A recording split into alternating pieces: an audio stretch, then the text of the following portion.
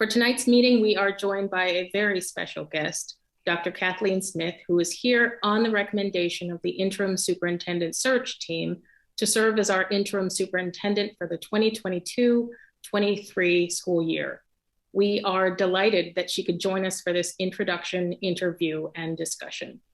Interim Superintendent Search Team member Cove Davis will kick things off with a bit of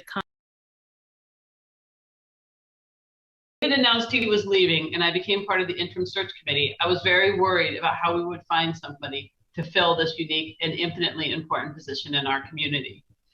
In addition to posting the position on several job search outlets, our team directly recruited candidates who were suggested from all of our staff, from community members, educators, and friends. We found candidates who had run large school districts and other organizations who were accomplished in many ways. But one name kept coming up, Kathleen Smith. As someone who works in the field of education, I had heard of her reputation and had a chance to get to know her over the course of our interview process, and I feel confident that she is the best candidate for this position. The interim search team was likewise convinced, and we unanimously agreed to put forth Kathleen for our recommendation. In total, we interviewed 6 candidates of various backgrounds and experiences. We developed an objective method to review our candidates, constructed in large part on the feedback from our team of assistant superintendents. One of the primary characteristics they identified was experience as a superintendent, including experience as a superintendent of a similarly sized district, and prior experience as an interim superintendent. Kathleen has all of this and more. She served 32 years in Brockton, the last 6 as superintendent. She has extensive experience as a teacher, special education teacher, coach, school counselor, and as director of the community schools in Brockton. Since 2019, she has served as an interim superintendent in 3 very different school districts, Salem, Weymouth, and Dover-Sherborn. The committee was impressed by her vast and varied experience in a variety of settings. She is thoughtful and confident in her abilities to lead Newton next year. Thank you, Cove. Anping, would you like to give any type of comment as to your recommendation of Dr. Smith? Yes, thank you. Well, Kathleen, it was a great pleasure to meet you. And, I had a chance to talk to 3 candidates. Unfortunately, I missed, the other 2. But no doubt, I wrote very careful, a summary of my impression and share with my colleagues. And you were very strong with the motivation, the passion, and the energy. That was incredible. And when we interviewed other people, and also your experience certainly stand out very clearly, among all the candidates. And I carefully reviewed all the documents, the supporting documents, and the letters of references, and it was unanimous vote of confidence. So again, I don't need to say anything more. I know my colleagues reviewed all those documents, and I will have a question for you, but that will be later.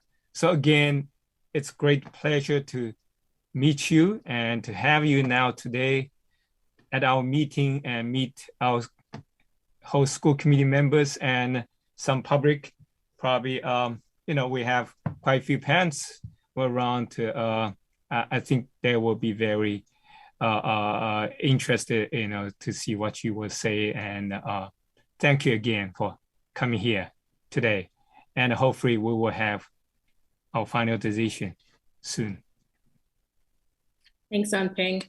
So the only thing I want to add is that Kathleen has graciously agreed to return to Newton on Thursday of this week to meet with our senior administrative team during their weekly staff meeting, which will be a really good opportunity for them to get to know her and ask her questions in their staff meeting. So now, Dr. Smith, let me formally welcome you to the Newton School Committee and ask if you would like to say a few words before we turn over to committee members for questions. Well, thank you, Madam Chair. And again, hello to all the members of the Newton School Committee. It is my honor to be present this evening and to speak to you about a very important role. For full disclosure, I would like to say that I was only in Brockton for 32 years, as that would age me differently. But I actually had a 42-year career in the Brockton Public Schools, as Cove said, the last 6 as superintendent. I will tell you at that point, I was ready to take on a retirement. My husband, also a former administrator, educator, had retired previous to me. And I had the opportunity through actually working with Mayor Kim Driscoll from the Salem Public Schools during the time of equity in education, really advocating for that across the state. We held panels. This went on for 2 or 3 years. And when Salem had a need in 2019, it seems like ages ago and certainly a different world, I was asked to come there and serve as their interim superintendent. I was excited. It was something different, an adventure. I actually lived in Salem, as you can imagine. I was not going to take on that commute. And it was truly an eye-opener for me. I spent the year, and I don't have to tell you what happened in 2020, but during that year, we developed really strong relationships with the school committee, superintendent, leadership team. And I think really the proudest moment in the end, was when they hired the superintendent that is, I'm sure, going to be there for the long term. Very quickly in Weymouth, I had 6 months of retirement. And I can't tell you I didn't enjoy it, but it was during a time when many of us could not do the things that we wanted to do. So that being said, once again, a superintendent left mid-year. I was asked to jump into Weymouth for 6 months.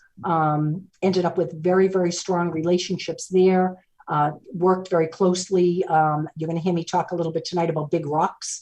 When you come in for a short period of time, I truly rely on the school committee to set the agenda with the superintendent about what can be accomplished. I'm sure you're wondering, somebody that came from Brockton and maybe Weymouth kind of has some similarities. How did you ever end up in Dover-Sherborn?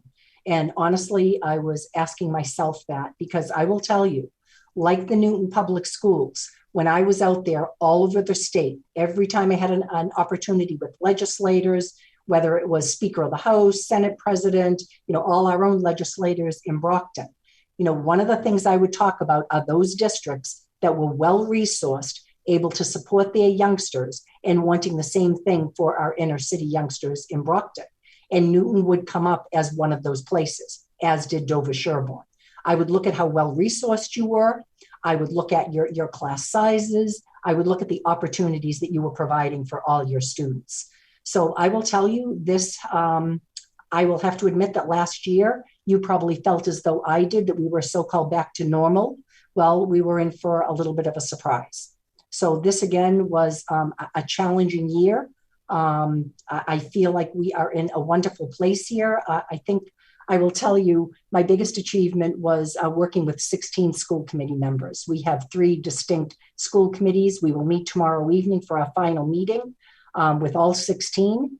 And we have really accomplished our big rocks. So I'm excited to finish up in Dover-Sherborn. And I will tell you, when I was approached about the Newton Public Schools, how many of you here remember that you were certainly one of our competitors back in the days of Brockton football? And I can't remember your mascot. If anybody asks me, I almost wanted to say Tigers, but I didn't look it up. Okay, I see some head shaking.